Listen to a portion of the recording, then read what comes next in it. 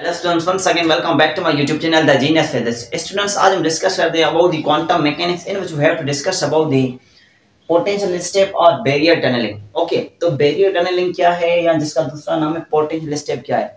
These are most important and interesting concept in the field of physics. मैं आपको simple example देता हूं, एक सिंपल एग्जांपल देता हूं इस चीज को समझने के लिए। अच्छा, एक बात मैं आपको बताता चलूं, क्वांटम मैकेनिक्स हम जब भी डिस्कस करते हैं, क्वांटम फिजिक्स हम जब भी डील करेंगे तो हमें एक रेफरेंस पॉइंट की नीड होगी। With the help of reference we can understand quantum mechanics. अगर हम कोई रेफरेंस नहीं लेंगे तो हम इन क्वांटम मैकेनिक्स को प्रॉपर्ली समझ नहीं पाएंगे, क्योंकि क्वांटम हम स्मॉल पार्टिकल पर डिस्कस करते हैं क्वांटम फिजिक्स में। तो इस स्मॉल पार्टिकल्स को समझने के लिए we have need of some reference point. हमें रेफरेंस पॉइंट की नीड होती है, कुछ रेफरेंसेस चाहिए। तो तभी मैं आपको एग्जांपल देता हूं, then after we will try to understand what is barrier tunnelling और पोटेंशियल स्टेप। सपोज करें ये कोई दीवार है हमारे पास, चलो ये दीवार अवेलेबल भी है, पीछे से ये दीवार है, मुझे इस दीवार को ओवरकम करना है। इस दीवार को क्रॉस करके मुझे दूसरे रूम में जाना है। ये खास का रूम है, मैं मेरे आगे भी रूम है, मेरे पीछे भी रूम है, मेरा बीच में रूम है। तो मुझे अपने रूम को ओवरकम करके इस रूम में जाना है। तो मैं क्या करूंगा? जाहिर सी बात है, मैं अपनी एनर्जी यूटिलाइज करूंगा, अपनी एनर्जी लगाऊंगा ताकि मैं इस बैरियर को, इस दीवार को, इस रुकावट को, इस पोटेंशियल को मैं ओवरकम करके इस रूम के तरफ चला जाऊं। Is it possible?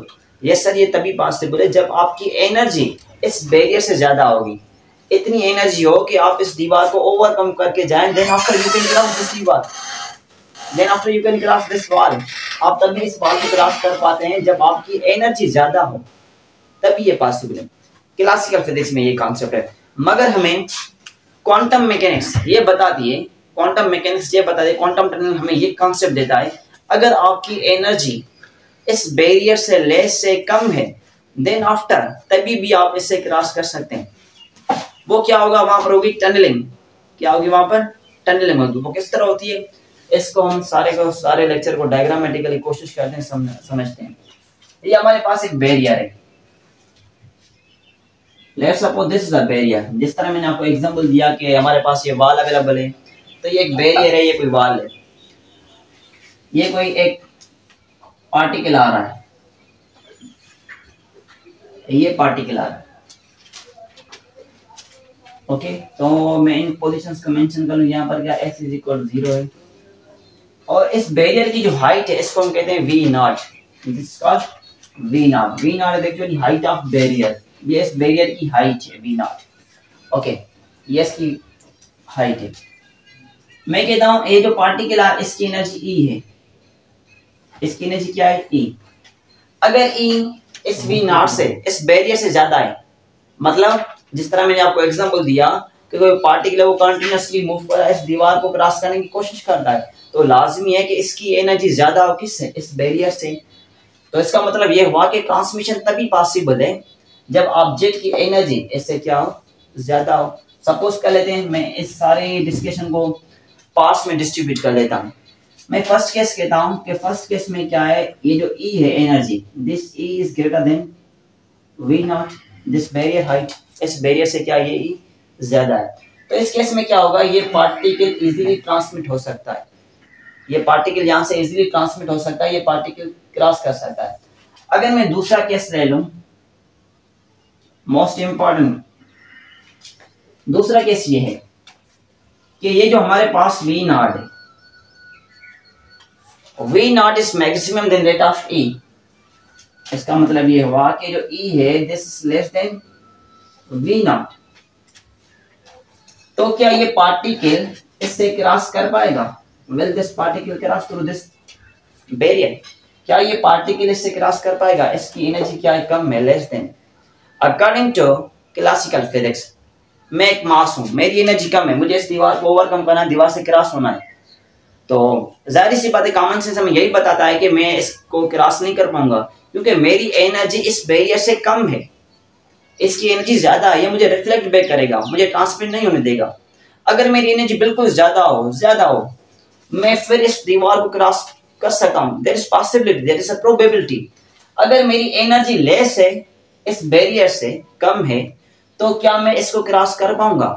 तो क्लासिकल फिजिक्स कहती है भाई आप इसको क्रॉस नहीं कर पाएंगे, क्योंकि आपकी जो एनर्जी है वो इस बैरियर से कम है, वो लेस देन है। then it is not possible that you can cross this one, कि आप इसको क्रॉस कर पाएंगे, ये आपके लिए पॉसिबल नहीं है। मगर क्वांटम फिजिक्स क्या कहती है, देयर इज अ प्रोबेबिलिटी, यहाँ पर चांसेस है, there is a probability current density, यहाँ पर पॉसिबिलिटी यू में टनल दिस वन, हो सकता है कि आप इससे क्रॉस कर पाए। इस तरह सपोज कर लें ये आपने इसको क्रॉस कर लिया, आपने यहां से क्रॉस कर लिया, अगर यहाँ पर E ग्रेटर है V से, इस बैरियर से ज्यादा है, तो यहां से ये पार्टिकल इजीली क्रॉस कर पाएगा। ओके, तो ये हुई है ट्रांसमीटर, ये क्या हुई, इसकी ट्रांसमिशन हुई है, और ये क्या हुई इसकी, ये इसकी टनलिंग हुई है। तो टनलिंग और ट्रांसमिशन में क्या फर्क है, ट्रांसमिशन हमारे पास तभी पॉसिबल है जब E ग्रेटर हो V नॉट से, बैरियर की हाइट से, बैरियर पोटेंशियल से E की वैल्यू ज्यादा हो, तभी केस में क्या हो सकता है, तभी होगी ट्रांसमिशन, तब क्या होगी ट्रांसमिशन। अगर E less than V naught है, क्लासिकल फिजिक्स को कहती है आप क्रॉस नहीं कर पाएंगे, मगर क्वांटम फिजिक्स कहते हैं देयर इज अ प्रोबेबिलिटी, यहाँ पर प्रोबेबिलिटी है, तो प्रोबेबिलिटी जब हो तो वहां पर हम क्या लिखते हैं, प्रोबेबिलिटी करंट डेंसिटी, इस तरह लिख सकते हैं। तो यहाँ पर ये चांसेस हैं, तो आई मे क्रॉस दिस वन, पॉसिबल है कि मैं यहाँ से क्रॉस कर पाऊं। ओके, तो यहाँ पर मैं ट्रांसपेरेंट नहीं हुआ, मैं क्या हुआ, टनल हुआ। टनलिंग में क्या होता है, जो एक्चुअली आउटपुट में हमें वैल्यू मिलता है वो एक्सपोनेंशियली डिक्रीज होता है। आप इस डायग्राम को देखें, इस डायग्राम में क्या है, ट्रांसमिशन है, दिस इज ट्रांसमिशन, ये ट्रांसमिशन है, यहाँ पर ट्रांसमिशन नहीं हुई है, अगर ट्रांसमिशन होती तो पार्टिकल इस तरह चला जाता, मगर यहाँ पर क्या हुआ है, टनलिंग हुई है, यहाँ पर क्या हुआ है, टनलिंग। तो पार्टिकल की टनलिंग होने की वजह से इसका जो आउटकम है, इसका जो वैल्यू है वो एक्सपोनेंशियली क्या हुआ है, वो डिक्रीज हुआ है, उसका वैल्यू क्या हुआ है, डिक्रीज। या मैं टनलिंग का आपको एक और एग्जांपल दूं, आप किसी दीवार से क्रॉस करते हैं, सपोज करें आप बिल्कुल हाई स्पीड से आपने दीवार को ओवरकम कर लिया, आपने दीवार से क्रॉस कर लिया। सपोज कर लेते हैं इस दीवार के दरमियान में क्या है, एक थोड़ी सी जगह है, आप यहाँ से इजीली तो क्रॉस नहीं कर पाएंगे, ऐसे यहाँ इधर आप इसको इस तरह क्रॉस नहीं कर पाते, आप जैसे यहाँ इधर से क्रॉस नहीं कर पाएंगे। ये पॉसिबल है कि आप इस तरह निकलें, ये हमने क्या किया, ये हमने टनल किया है, ये क्या किया है हमने, ये टनल किया है, दैट इज एक्चुअली टनलिंग। तो यहाँ पर भी कुछ सीन इस तरह सा है कि जैसे ये पार्टिकल इस दीवार से, इस बैरियर से इंटरेक्शन में आता है तो इसकी स्पीड स्लो डाउन हो जाती है, इसकी जो काइनेटिक एनर्जी है, इसकी काइनेटिक एनर्जी कन्वर्ट होती है किसमें, पोटेंशियल एनर्जी में। इसका जो मोमेंटम है वो मोमेंटम चेंज होता है, इसका जो P1 है ये मोमेंटम चेंज होकर यहाँ पर P2 होता है। तो याद रखें इस केस में मोमेंटम भी इक्वल नहीं होता, मोमेंटम भी इक्वल नहीं होता। कहने का मतलब ये है कि जब ये दीवार से इंटरेक्शन में आया तो इसकी काइनेटिक एनर्जी स्लो डाउन हुई, मतलब स्लो डाउन का क्या मतलब हुआ कि पोटेंशियल एनर्जी में कन्वर्ट होगा, तो पोटेंशियल एनर्जी में कन्वर्ट होकर ये टनल हो चुका है, ये क्या हो चुका है, टनल। ट्रांसमिशन सीधा जाए, ये ट्रांसमिशन है।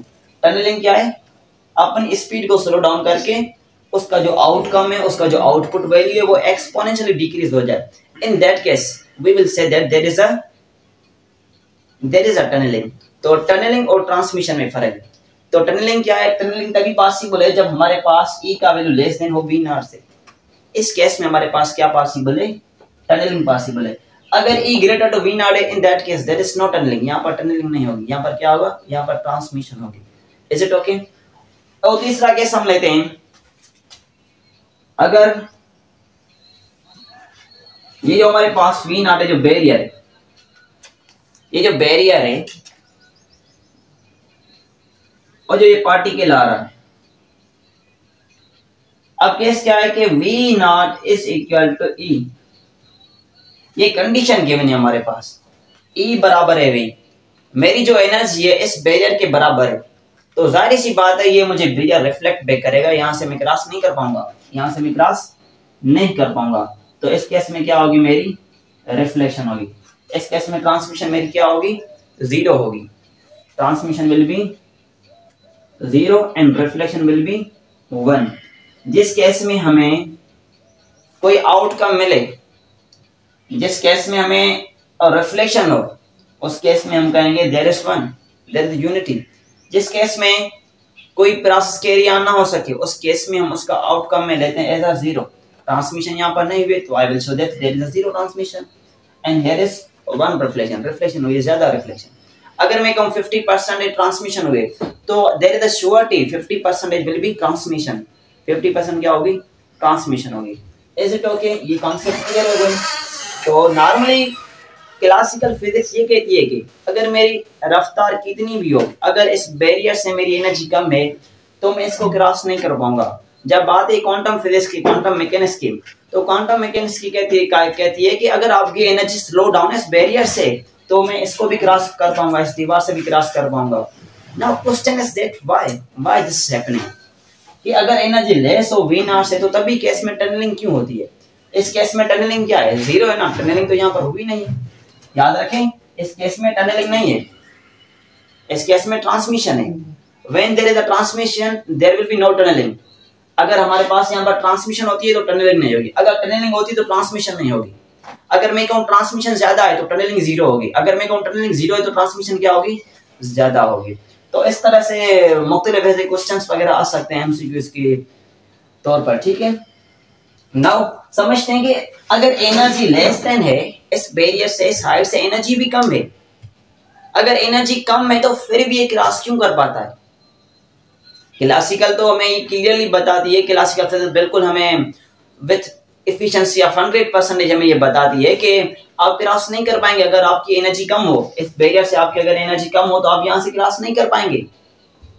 बट क्वांटम मैकेनिक्स कहती है if your energy is less than we naught, इस बैरियर से एनर्जी आपकी कम है, देन आफ्टर तभी भी आप यहां से क्रॉस कर पाते हैं। Why this is happening? यहाँ पर टनलिंग क्यों होती है? ये तो थे टनलिंग भी तभी क्रॉस कर पाया, नाउ टनलिंग क्यों होती है? याद रखें, जब भी पार्टिकल इस स्क्रीन से, इस बैरियर से इंटरेक्ट करता है, जब ये पार्टिकल जब इस स्क्रीन इस बैरियर से इंटरेक्ट करता है तो this particle shows its behaviour as a wave nature. ये पार्टिकल अपना बिहेवियर शो करता है as a wave, that's why this particle is going to tunnel है। तभी यहाँ पर ये पार्टिकल टनल हो सकता है। ओके, तो मतलब ये हुआ कि इसके दो रीजन हैं,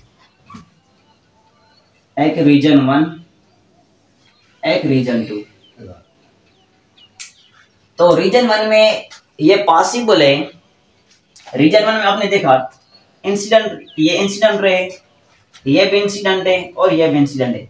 तो रीजन फर्स्ट में क्या हुआ है, यहाँ पर इंसिडेंट रे भी आ सकता है और रिफ्लेक्टेड रे भी आ सकता है।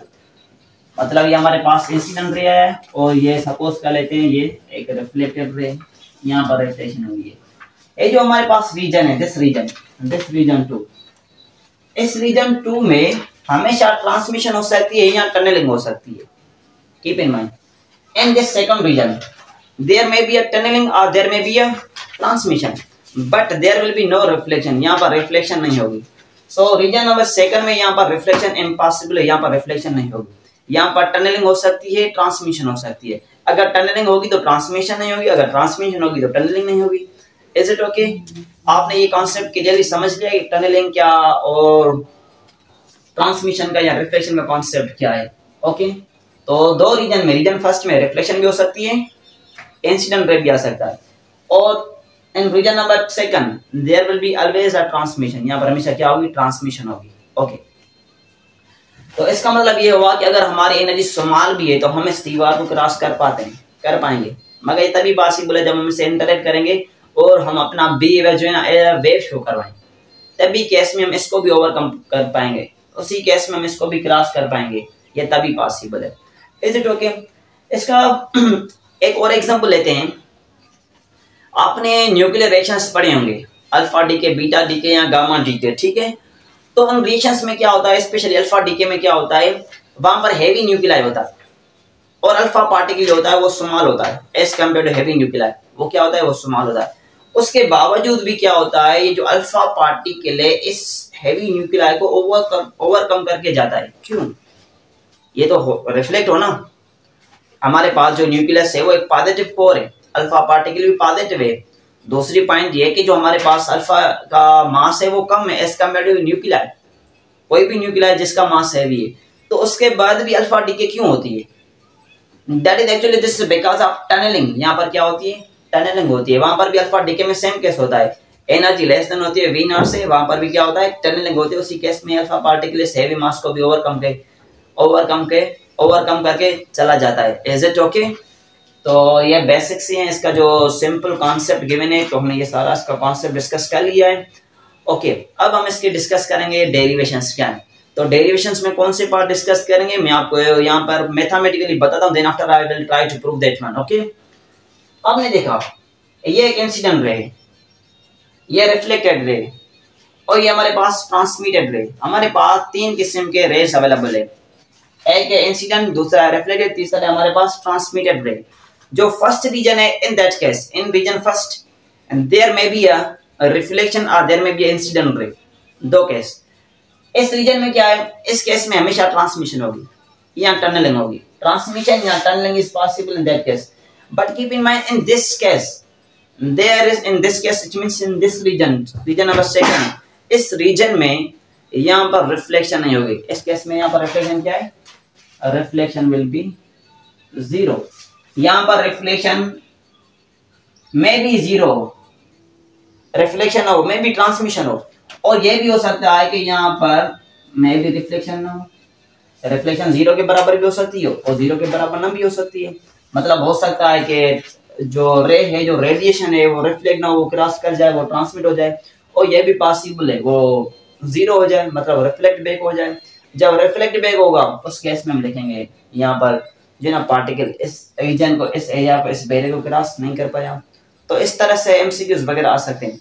तो अगर इसकी बात करूंगा तो मैं यहाँ पर लिखूंगा J I, probability current density of incident ray, और ये जो बैकअप पर आया इसको मैं लिखूंगा जे आर, इसको लिखूंगा जे are, current probability density of reflected ray, और ये हमारे पास ट्रांसमिशन जे टी। ओके, अब हम इन तीन को कैलकुलेट करने की कोशिश करते हैं कि J I, J R and J T ये किसके इक्वल है। इनको हम एनालाइज करने की कोशिश करते हैं bye simple mathematics. Simple mathematics तो नहीं, थोड़े से कॉन्सेप्ट कॉम्प्लेक्स हैं, मगर समझने की कोशिश हम उनको करते हैं, ठीक है। अच्छा, एक और भी इंपॉर्टेंट बात बताता चलूं, जिस तरह हमारे पास ये टनलिंग हुई, टनलिंग को देखें तो इस टनलिंग वाले केस में ये वेव फंक्शन हमेशा कंटिन्यूअस होता है। ऐसा नहीं हुआ कि ऐसे टकराया फिर क्या हुआ इधर से निकले, ऐसा नहीं होगा। ये इधर से इसने स्ट्राइक किया इस वाल के साथ, बैरियर के साथ, इसी के साथ ही ये कंटिन्यूअस होगा। ऐसा नहीं होगा कि ये टनल हुआ है तो टनलिंग में ये डिस्कनेक्ट हो चुका होगा या डिसकंटिन्यूअस हो चुका होगा। This will be always continuous, ये हमेशा क्या होगा, कंटिन्यूअस होगा। तो वेव फंक्शन कभी भी डिसकंटिन्यूअस नहीं हो सकता, wave function always will be continuous.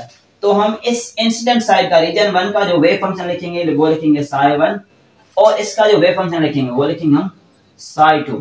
तो psi 1 will become equal to psi 2। जो साई 1 वेव फंक्शन है वो किसके बराबर होगा, ये बराबर होगा साई 2 के। क्यों बराबर होगा, ये आप जो है ना बातें अपनी कॉपी पर नोट करते जाएं, ठीक है, ये लिखते जाएं आप।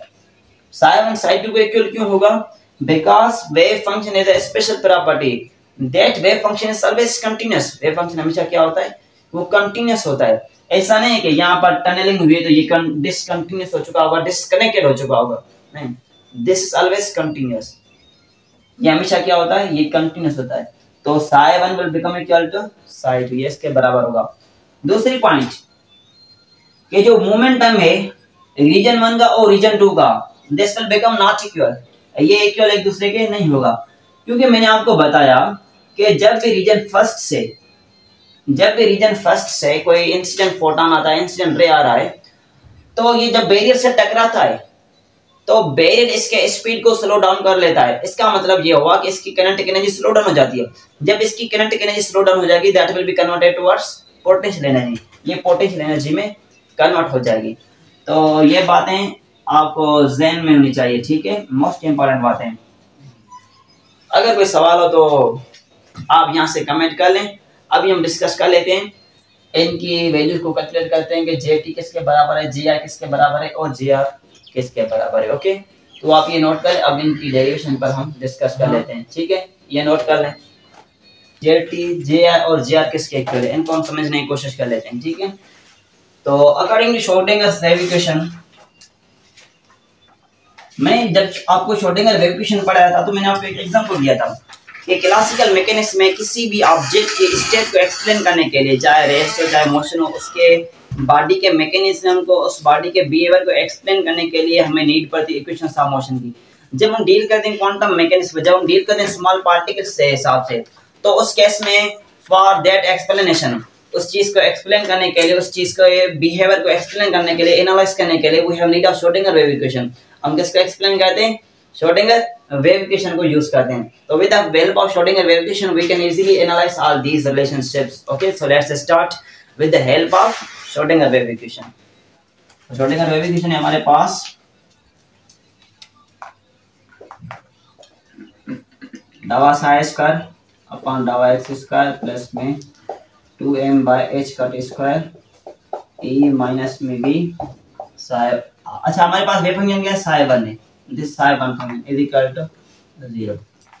ये साई 1, इट मींस अगर मैंने इसको लिखा है psi 1, it means I am dealing with this region. मैं रीजन 1 से डील कर रहा हूं। अगर मैं लिखूंगा psi 2, it means I am dealing with region 2। Okay, तो रीजन फर्स्ट में क्या है? E is too much greater than the data of V naught। इतनी ज्यादा है कि यहाँ पर टनलिंग नहीं हुई है। E ग्रेटर है V naught से, इस बैरियर हाइट से ज्यादा है। इसका मतलब ये है कि यहाँ पर टनलिंग नहीं हुई। तो हम ये भी कॉन्सेप्ट ले सकते हैं कि यहाँ पर जो V naught है इसका वैल्यू क्या है? एक्चुअली 0। ये इतना हाई कि ये क्या है? 0 है। तभी तो ये क्रॉस कर पाता है, तभी तो यहाँ से ट्रांसमिट हुआ है। यहाँ पर टनलिंग नहीं हुई। तो यहाँ पर मैं इस फर्स्ट केस में यहाँ पर लिखूंगा 0। तो ये इक्वेशन हमारे पास हो जाएगी डावा साई 1 स्क्वायर अपान में डावा एक्स स्क्वायर प्लस में 2m/h cut square e minus में 0। ये हो जाएगा 0। तो फिर मैं डायरेक्ट लिख लेता हूँ psi 1 will become equal to 0। Okay, तो ये हमें मिला। And this Schrodinger wave equation for this one region, ये फर्स्ट रीजन के लिए, ए और बी के लिए। अच्छा, आप इनको ले सकते हैं कि this is a, this is b. चाहे रिफ्लेक्टेड हो, हम इसको लेंगे एज अ बी, और जो ट्रांसमिट हुआ है वो क्या है? सी। जो डी है, डी क्या है? 0। डी का मतलब यह है कि रिफ्लेक्शन क्या है इस केस में? 0। तो डी को हम क्या लेंगे? एज अ 0 कंसीडर करेंगे। ओके, तो ये हमें मिला। अच्छा, हमें सेम श्रोडिंगर वेव इक्वेशन को अप्लाई करें for region number second region पर अप्लाई करें श्रोडिंगर वेव इक्वेशन को। तो Schrodinger wave equation for second region, अब लिखेंगे वेव फंक्शन 2 डावा एक्स स्क्वायर प्लस में 2m/h cut square e minus v psi 2 is equal to 0। ये हमारे पास क्या है? Schrodinger equation for region number second, इस रीजन के लिए। अब हमें इसके जनरल फॉर्म्स चाहिए। श्रोडिंगर वेव इक्वेशन का एक जनरल फॉर्म होता है। अब उन जनरल फॉर्म्स को लेकर इन पर अप्लाई कर लेते हैं। ठीक है, हमने श्रोडिंगर इक्वेशन को अप्लाई किया इन पर। अब इसके जनरल फॉर्म्स को लेकर, जनरल इक्वेशंस को लेकर हम इन कॉन्सेप्ट पर अप्लाई करने की कोशिश करेंगे। ठीक है, तो इसका जो जनरल फॉर्म हमारे पास अवेलेबल होता है, जो साई 1 फंक्शन है region for first, psi 1 is equal to a e power iota k x1। ये k1 लेते हैं।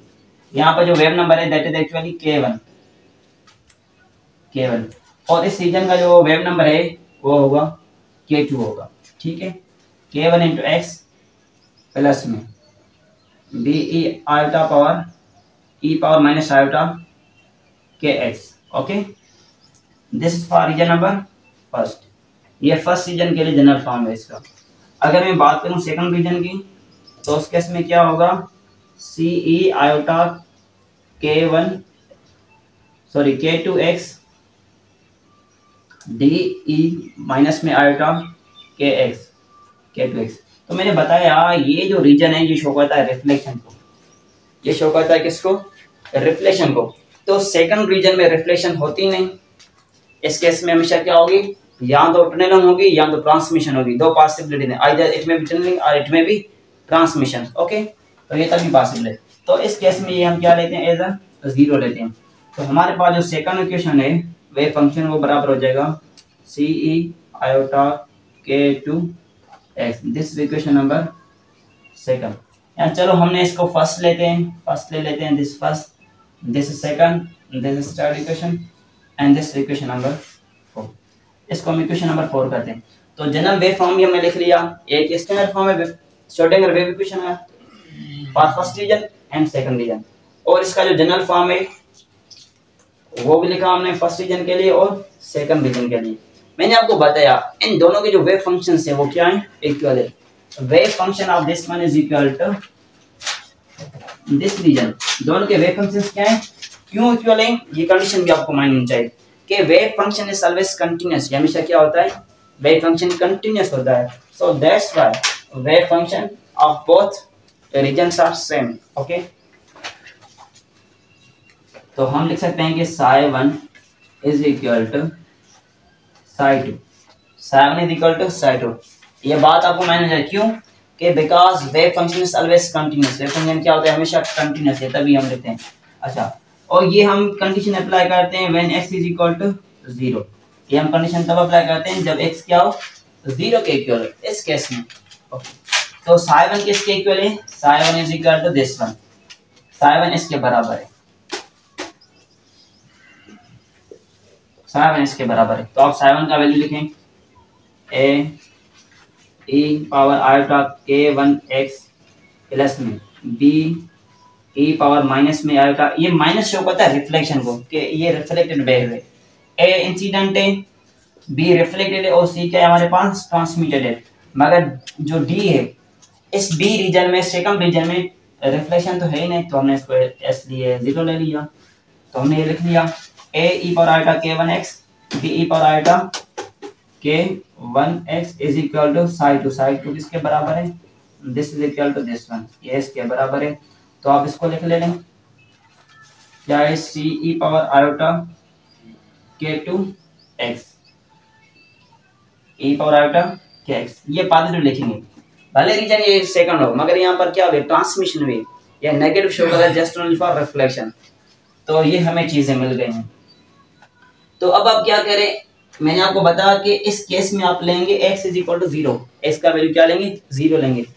तो a e power iota k1 into x है, तो x क्या है 0, तो जब 0 इनसे मल्टीप्लाई करेंगे तो ये हो जाएगा a e पावर 0, ये हो जाएगा b e पावर 0, x का वैल्यू 0, और ये c e पावर क्या हो जाएगा, ये 0 हो जाएगा। तो आप इन वैल्यू को प्लेस कर लें, तो ये हो जाएगा a e पावर 0 प्लस में b e पावर 0, ये मैं डायरेक्ट स्टेप लिख लेता हूँ। यहाँ पर 0 जब प्लेस करेंगे तो 0 multiply anything you will get 0, आपको क्या मिलेगा 0 मिलेगा। तो e power 0 plus b e power 0 is equal to c e power 0। तो a e power 0 actually e power 0 बराबर होता है 1 के, e पावर 0 बराबर होता है 1 के। तो ये इक्वेशन हो जाएगी a plus b is equal to c, this is equation number 5। ये हमें इक्वेशन नंबर 5 मिली है, this is equation number 5, e power 0 1 b e power 0 ये बराबर 1, तो 1 multiply anything you will get same without 0, 0 के सिवा अगर 1 किसी से मल्टीप्लाई होता है तो उस पर कोई इफेक्ट नहीं पड़ेगा। ओके, तो ये हुआ a plus b, b is equal to c, ये इनका सम इसके बराबर है। तो ये इंसिडेंट रीजन है, रीजन फर्स्ट है, और ये रीजन क्या है हमारे पास सेकंड रीजन है। ओके, तो आप ये नोट कर लें, इनको मैं रिमूव कर लेता हूँ, इस एरिया को, इस रीजन को। बकाया हम कोशिश करेंगे इस डायग्राम को एंड तक बरकरार रखें ताकि जो रिजल्ट्स हैं उनको हम इसके साथ कंपेयर करके एक्सप्लेन कर लें, ठीक है। तो आप ये नोट कर लें a plus B is equal to C. अब हम डिस्कस करते हैं इनके फर्दर रिलेशंस के हवाले से, इसको मैं रिमूव कर लेता हूँ, आप ये नोट कर लें, नोट कर लिया। ओके, अब हम इनके जो फंक्शंस हैं psi1 और psi2 जो वेव फंक्शन है, इनको हम डेरिवेट करते हैं, इनका क्या करते हैं डेरिवेशन करते हैं विद रिस्पेक्ट टू x करते हैं। psi1 function is equal to psi2, derivate both wave functions with respect to x for both regions. With respect to x, x किसके इक्वल है, x is equal to 0, x 0 के equal है, x के respect में, x के reference में हम इनको डेरिवेट करेंगे। तो psi1 फंक्शन किसके इक्वल है, this is equal to a e power iota k1 into x, यहाँ मैं लिख लेता हूँ, then after I will try to maintain it, b e power minus में iota k1x is equal to c, c किसके बराबर है, c इज इक्वल टू, मतलब psi फंक्शन जो है इसको वो बराबर है C E power iota K2 into X, ये इसके इक्वल है आयोटा K2 इंटू एक्स, ये इसके इक्वल है। अब हम क्या करेंगे, इनको डेरिवेटिव करेंगे with respect to x, x के रेफरेंस में हम इनको क्या करेंगे, डेरिवेटिव करेंगे। ओके, तो एक्स का डेरिवेटिव क्या होता है, 1 होता है, तो ये आ जाएगा आयोटा K1 इंटू ए इंटू समय दरवाजा रे समय पूरा दरवाजा बंद कर, दरवाजा बंद कर, एरो शेडो भी बचे, ठीक है।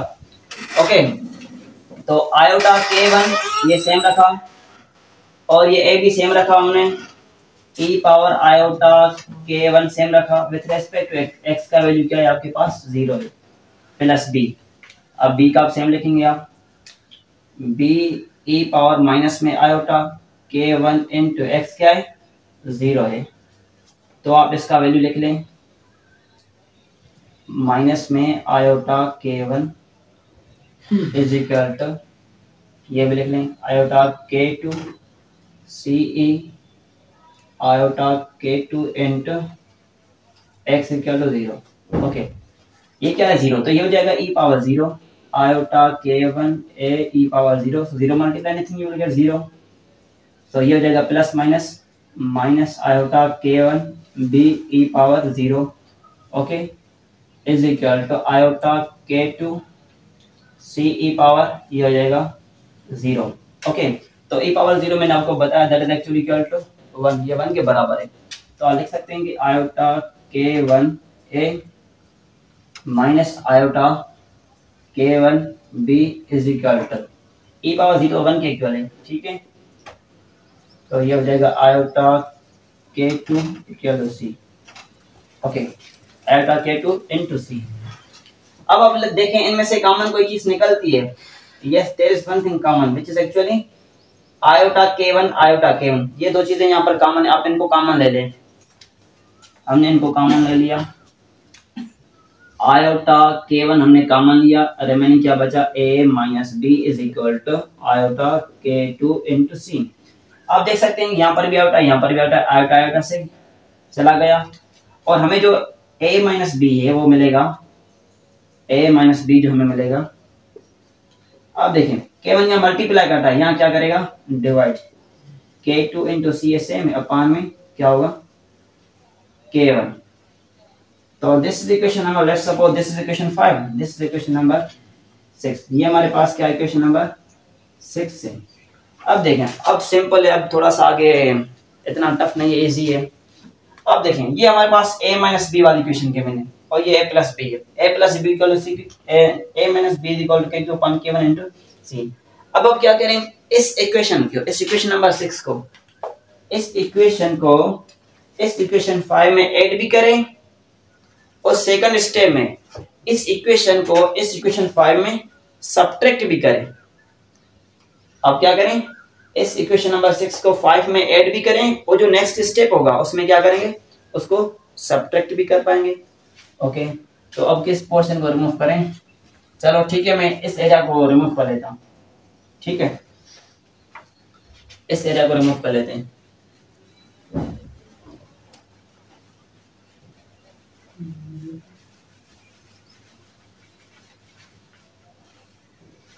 ठीक है, अब हमारा जो काम होगा जस्ट इक्वेशन नंबर 5 में होगा, बाकाया हमारा दूसरी इक्वेशंस में काम नहीं है।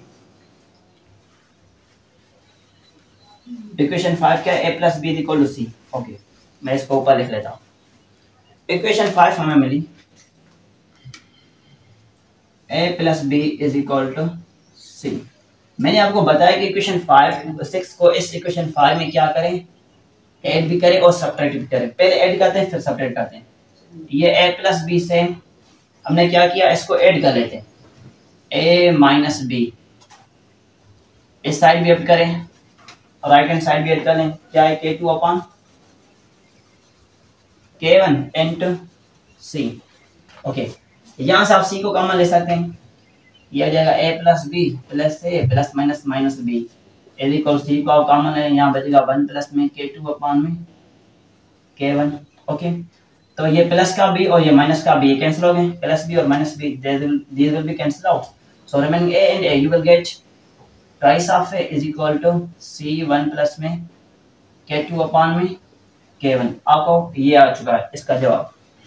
अच्छा, अब हम यहाँ पर हम C का वैल्यू निकालते हैं। C किसके इक्वल है?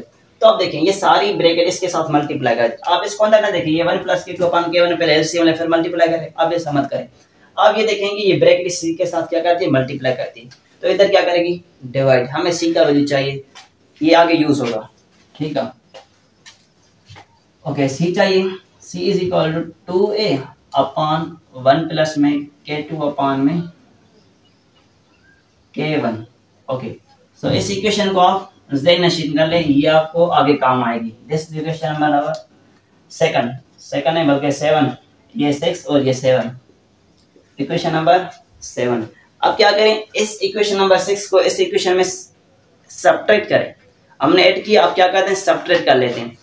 सब्ट्रैक्ट करें, इक्वेशन 5 गिवन है हमारे पास, a plus B is equal to क्या है हमारे पास, c। अब सब्ट्रैक्ट करें, minus a minus b, c minus क्या है K2 upon K1 into c। Okay, अब क्या करें, a प्लस बी, ये प्लस माइनस माइनस से minus minus you will get plus B is equal to c। आप कॉमन है तो ये हो जाएगा 1 माइनस में K2 अपॉन में K1। ओके, तो अच्छा ये देखें, ये माइनस का है ये प्लस का है, ये हो जाएंगे cancel, plus b you will get twice of b, ये मिल जाएगा twice of b and c 1 minus में K2 अपॉन में K1। ओके, अब देखें मैंने आपको बताया कि c का वैल्यू हमें ये आगे यूटिलाइज करने में हेल्पफुल होगा, हम यूज करेंगे इसको। ये c है, आप c के वैल्यू को इधर प्लेस कर लें तो 2b is equal to c किसके इक्वल है, c is equal to 2a, c बराबर है 2a अपॉन 1 प्लस में K2 अपॉन में K1। ओके, ये हमें c का वैल्यू मिला और मल्टीप्लाई में क्या है c के साथ, ये है। आप ये वैल्यू सेम रख लें, 1 माइनस में K2 अपॉन में K1, 2 से कैंसिल हो गया और जो हमें b बचा, b किसके बराबर है, b is actually equal to यहाँ में लेते हैं, ये यहाँ पर मल्टीप्लाई करता है, यहाँ क्या करेगा, डिवाइड, b अपॉन a, ये हो जाएगा बराबर 1 minus K2 upon K1, 1 minus K2 upon K1 upon 1 plus में K2 अपॉन में K1। ओके, आई थिंक ये K2 अपॉन K1। तो हम इसको मान लेते हैं दिस इक्वेशन नंबर 8। हम इसको कहें, ये इक्वेशन नंबर क्या है हमारे पास, 8 है। हमें b अपॉन a का भी वैल्यू मिल चुका है और हमें इस c का भी वैल्यू मिला है। अच्छा, यहाँ पर c अपॉन a का भी वैल्यू हम निकाल सकते हैं। इसको मैं रिमूव कर लेता हूँ, ये एरिया आप नोट कर लें, इसको मैं रिमूव कर लेता हूँ। यहाँ पर मैं c अपॉन a का वैल्यू निकालूं, सिंपल है। c अपॉन a किसके इक्वल हो जाएगा, ये बराबर हो जाएगा 2 upon 1 plus K2 upon K1। अगर मैं इसका वैल्यू निकालना चाहूँ तो ये हो जाएगा ना इस तरह, c अपॉन s के बराबर हो जाएगा। तो हमें जो यूज करना था c का वैल्यू वो हमने यूज कर लिया। अब हम c अपॉन a का निकालते हैं तो ये होगा 2 अपॉन 1 प्लस में K2 अपॉन में K1। हमें ये मिल गया, c अपॉन a का वैल्यू मिल चुका है और हमें मिल चुका है वैल्यू किसका, b अपॉन a का वैल्यू मिल चुका है। अब थोड़ा सा लास्ट नेक्स्ट स्टेप है, उसको समझने की कोशिश करते हैं। Then after I will try my best to finish this one video lecture. Okay, so b upon a और c अपॉन a इन दोनों को आप ध्यान में रख लें। अब हम आगे जो है ना, मैंने जो आपको बताया कि हम JR को मालूम करेंगे, JR को मालूम करेंगे और JT को मालूम करेंगे। इन तीनों को मालूम करने के लिए हमें ये इतनी कैलकुलेशन करनी पड़ी है, ठीक है। तो इस कैलकुलेशन को खाली आप मैथमेटिकली कैलकुलेशन मत लेना, कोशिश करके इस हर फंक्शन का आपको एप्लीकेशन आना चाहिए कि माइनस प्लस या a b c d, जो मैंने 4 फंक्शंस लिखे हैं, इनका क्या मतलब है, कौन सा इंसिडेंट है, कौन सा रिफ्लेक्टेड है, कौन सा ट्रांसमिटेड है, किस में टनलिंग होती है, किस में ट्रांसमिशन होती है, किस में रिफ्लेक्शन होती है। ये सारी बातें आपको समझनी है, जस्ट डेरिवेशन पर फोकस नहीं करना है। ओके, तो अब हम इस JR का वैल्यू निकालने की कोशिश करते हैं। तो इसका वैल्यू भी निकालना तमाम सिंपल है, जस्ट 1 मिनट। ओके, अब हम क्या करेंगे, प्रोबेबिलिटी करंट डेंसिटी का कॉन्सेप्ट यहाँ पर यूटिलाइज करेंगे। प्रोबेबिलिटी करंट डेंसिटी का हम यहाँ पर कॉन्सेप्ट यूटिलाइज करेंगे, जिसकी मदद से हम उसको प्रॉपर्ली इजीली सॉल्व कर सकते हैं। ओके, अब हम इस रीजन को मैं रिमूव कर लेता हूँ। अब इस रीजन में फिलहाल कोई लेना देना नहीं, इसको रिमूव कर लेते हैं। हमारे पास जो अभी जो काम की इक्वेशंस है वो है बी अपान ए और सी अपान ए। हमें ये अब दोनों यूटिलाइज करनी है, सी अपान ए प्लस इज इक्वल बी अपान ए, इन दोनों को ध्यान में रखना है। इसको मैं रिमूव कर लेता हूँ।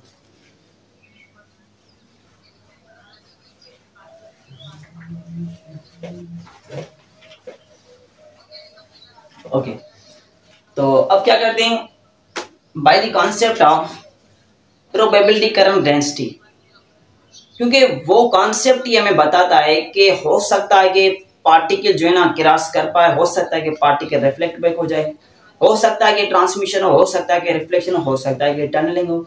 हम एक्चुअली प्रोबेबिलिटी करंट डेंसिटी ये चीज बताती है, प्रोबेबिलिटी करंट डेंसिटी हमें ये चीज बताती है, ये concept. So by this concept we are trying to understand these equations. Okay, so from the probability current density we will get probability current density बराबर किसके, J is equal to H cut upon में 2m iota bracket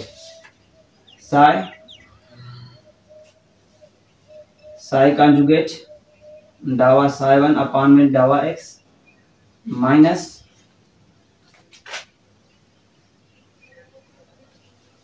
डावा Sai star अपन डावा x. Okay, अब हमें इसकी dairy इनको use करना, इन कॉन्सेप्ट को हम यूटिलाइज करके हम जे आई का वैल्यू निकाल सकते हैं। ये जो मैंने यूज किया है, इस जे आई के वैल्यू को एनालाइज करने के लिए ये सारा कॉन्सेप्ट हमने यूज किया है। ओके, तो जे आई की वैल्यू हम यहाँ से इजीली निकाल सकते हैं। Okay, is it okay? अच्छा, तो यहाँ पर हम कौन सी इक्वेशन यूज करेंगे, कौन सा फंक्शन यूज करेंगे, ए बी सी या डी? तो है ही जीरो, क्योंकि रिफ्लेक्शन यहाँ पर नहीं होती, तो कौन सा यूज करेंगे, ए बी या? जाहिर सी बात है इंसिडेंट का कांसेप्ट है तो हम ए यूज करेंगे। कौन सा यूज करेंगे, ए का कांसेप्ट। तो आपको मैं बताया ए बराबर है ए ई आयोटा के 1x, ये इसके इक्वल हम ये यूज करेंगे। ओके, तो हम इनके वैल्यूज को प्लेस कर लेते हैं, इनके वैल्यूज को हम प्लेस कर लेते हैं। इसका जो वैल्यू गिवन है वो हमारे पास वो ये है, j is equal to h cut upon में 2mi। ओके, ये वेव फंक्शन इसका वैल्यू है, ये बराबर है A E iota k1x into डावा अपॉन में डावा x। इसका वैल्यू किसके बराबर है, ये बराबर है A E power iota minus iota k1x। इसके हम क्या करेंगे, डेरिवेशन लेंगे, माइनस में साइन फंक्शन किसके बराबर है, साइन फंक्शन बराबर है A E power minus iota k1 into x. और अब क्या करेंगे, डेरिवेट करेंगे साइन फंक्शन का और आयोटा k1x। ओके, अब हम इसका डेरिवेट करेंगे, तो ये हमारे पास सिंपल कॉन्सेप्ट अवेलेबल है, इनको आप डेरिवेट करें तो इजीली कर सकते हैं आप। j is equal to h cut upon में 2mi, इसकी डेरिवेशन करें, ये बराबर है हमारे पास same A iota k1 into x into इसकी derivation with respect to x, तो ये हो जाएगा माइनस में iota k1 A E power minus में आयोटा k1। ओके, तो ये हो जाएगा। अब इसको डेरिवेट करें, ये आप सेम रखेंगे, माइनस ए ई पावर माइनस में आयोटा k1x।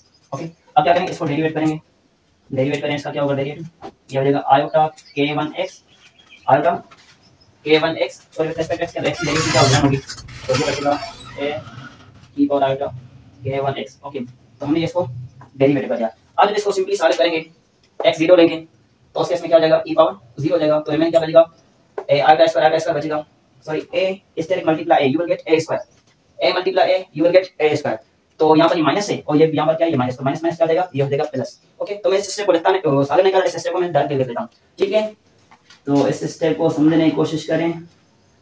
j, अच्छा ये इंसिडेंट के लिए h कट अपॉन में 2mi। Okay, 2mi 2a square, ठीक है, ये मल्टीप्लाई करेंगे a के साथ, ये हो जाएगा a स्क्वायर और रिमेनिंग क्या है हमारे पास, आयोटा। ये आयोटा यहाँ पर भी ना है, आयोटा ये है और यहाँ पर भी है, तो माइनस माइनस प्लस हो जाएगा, तो ये हो जाएगा 2a स्क्वायर आयोटा। ओके, यही होगा।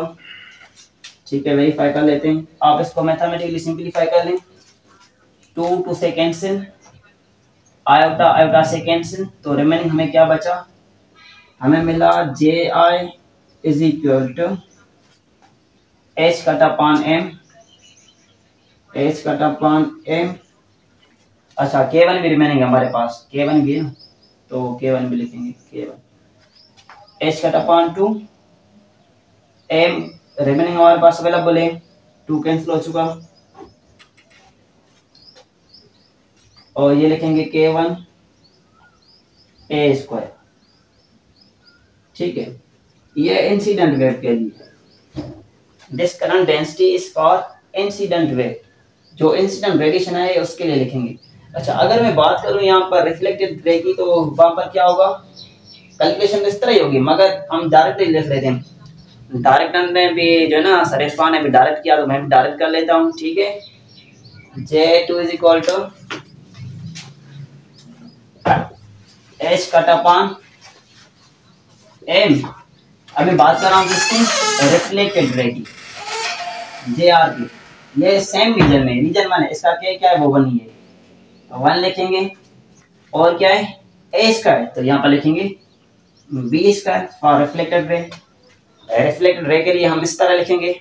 अगर मैं बात करूं किसकी, ट्रांसमिटेड रे की, अगर मैं बात करूं ट्रांसमिटेड रे की, तो ट्रांसमिटेड रे के लिए क्या होगा, J is equal to H cut upon M, K2 क्या हो जाएगा, ये C² for transmitted ray, it means for region number second region के लिए ये हो जाएगा।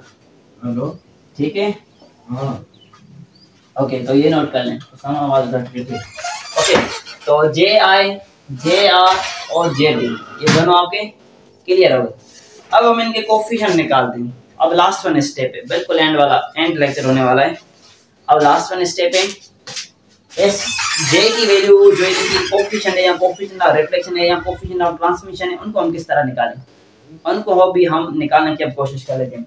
अच्छा, मैं इस एरिया को रिमूव कर लेता हूँ। ठीक है, इस एरिया को हम अभी रिमूव कर लेते हैं, या इसको रिमूव कर लेते हैं। ठीक है, इस एरिया को हम रिमूव कर लेते हैं ताकि यहाँ पर समझाने में इजीनेस हो जाएगी।